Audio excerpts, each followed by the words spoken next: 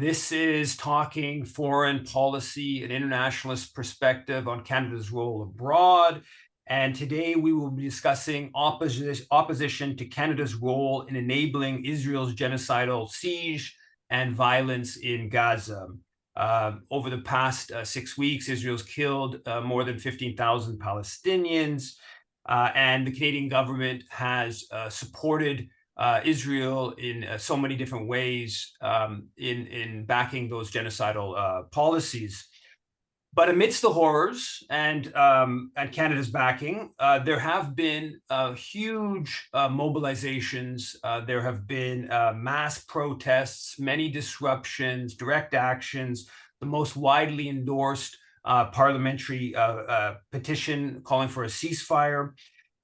In response to this uprising, we have seen a little bit of rhetorical shift from the Prime Minister, backing away from his strongest diplomatic support for Israel. To discuss these unprecedented mobilizations, we have Palestinian Youth Movement organizer Laura Khoury. First of all, thanks for coming on. And can you talk a little bit about this huge mobilization that took place in Ottawa, probably the biggest Palestine solidarity demonstration in Ottawa's history, and maybe the biggest anti-war mobilization? Can you tell us a little bit about what the mobilization, but also a bit what went into organizing that protest?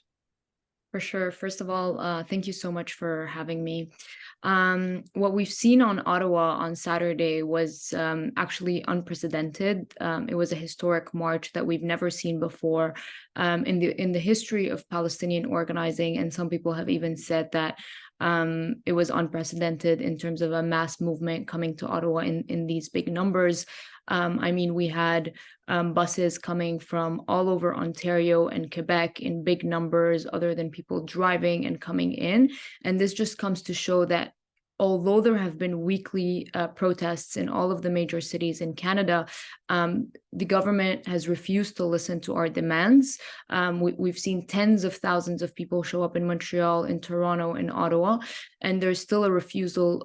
So the movement that has been consistently organizing itself has felt like it needed to escalate and really show in front of Parliament that there's a huge number of people in Canada that do not stand with the government's position on this genocide, and not only their position, but are seeing the lies and the hypocrisies that are being fed by this government to the people around the discourse of human rights, around the discourse of wanting to have democracies, when they are supporting an Israeli genocide against the Palestinian people that is not only happening in Gaza, but there's collective punishment happening in the prisons, that's happening in the West Bank, where people are being killed, refugee camps are being bombed in the West Bank. So this mobilization just shows the will of the people in Canada to fight for what's right and to really show what's been true. And this movement hasn't been just mobilizations, but it has been grown in its organizing. There's been multiple groups who have been organizing civil disobedience because of the refusal of the government to listen to the people.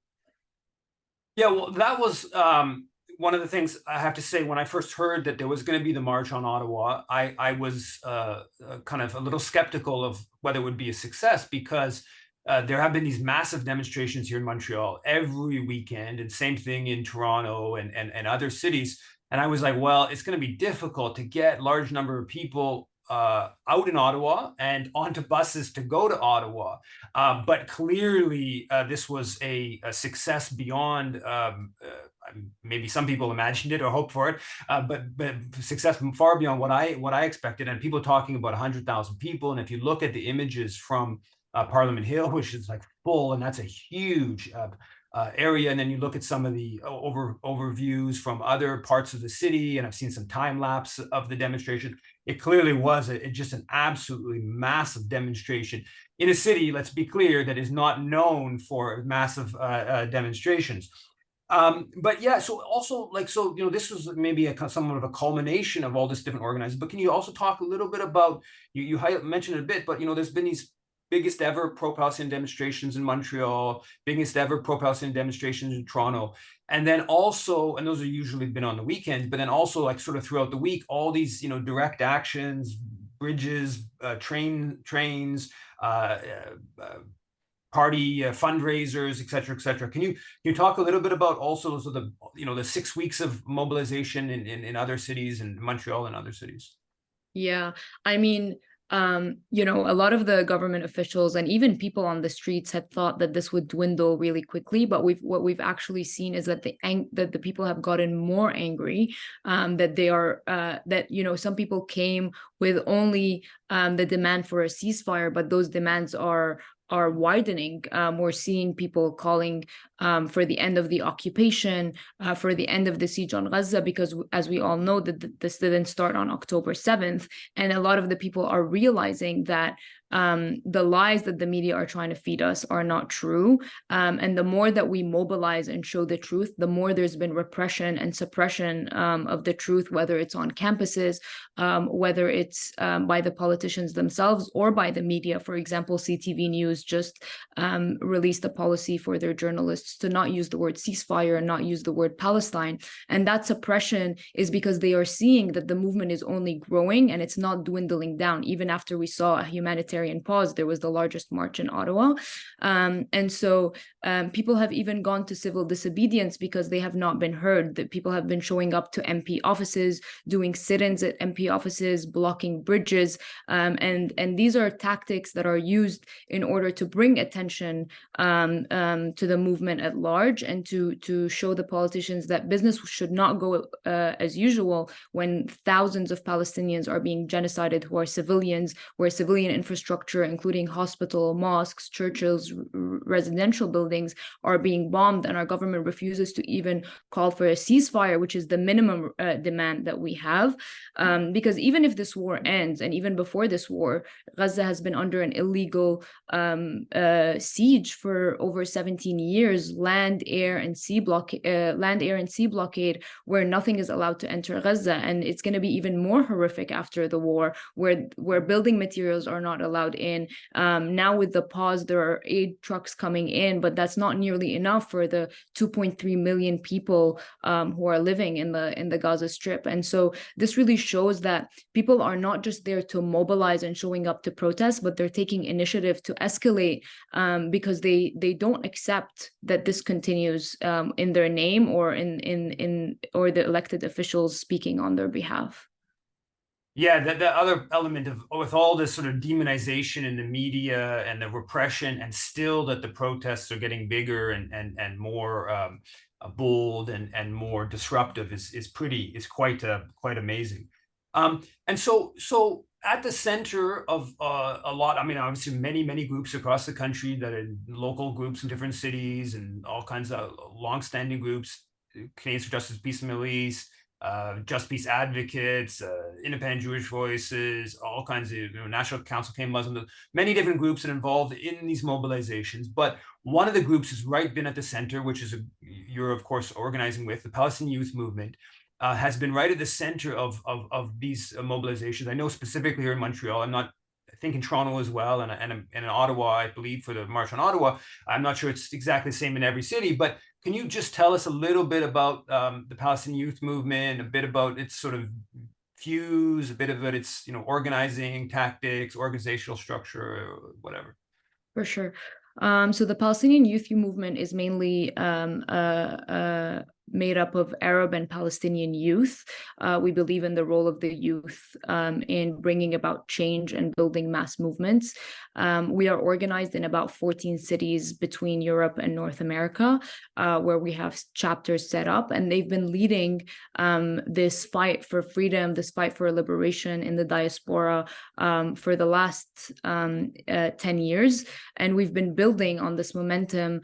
We've seen a huge uprising in 2021, where the movement really grew, and we've seen also a mass support for Palestine. It's definitely not the same as now, but it was one of the building blocks where the Palestinian Youth Movement was also able to build a lot, mainly with our communities, the Palestinian, Arab, and Muslim communities. And we believe that in order to really fight this fight, we need to be organized, and we need to have we have a vision around how we organize our youth in order to be able to absorb this kind of mass movement that is happening right now. And also part of our vision is building with other struggles of the global South, and those are a lot of the organizations that we organize with here. But in this moment, we've also seen a way broader coalition of organizations that are willing and coming for Palestine, even with the repression that they are facing. So the Palestinian Youth Movement essentially exists in those 14 cities. We've been at the lead of a lot of these mass mobilizations that are happening, but we also believe in the importance of educating people on the long history of the Palestinian struggle.